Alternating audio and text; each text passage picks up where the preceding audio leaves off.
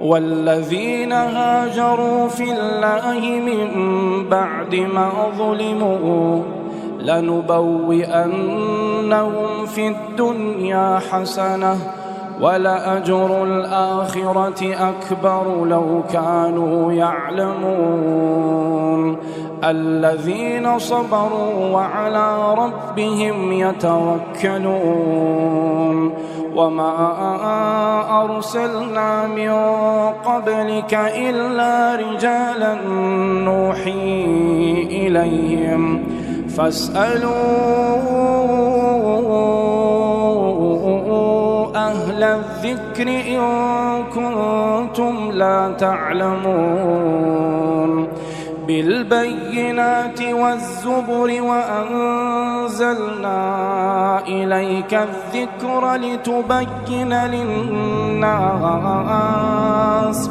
لتبين للناس ما نزل إليهم ولعلهم يتفكرون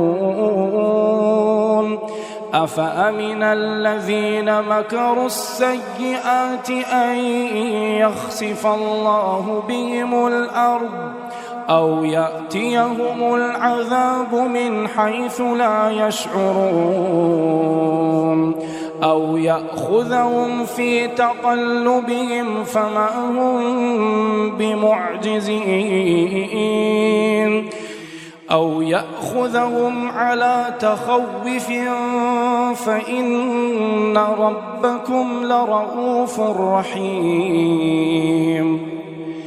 أولم يروا إلى ما خلق الله من شيء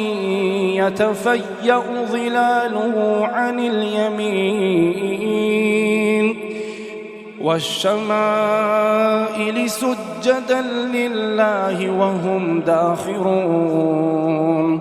ولله يسجد ما في السماوات وما في الأرض من دابة والملائكة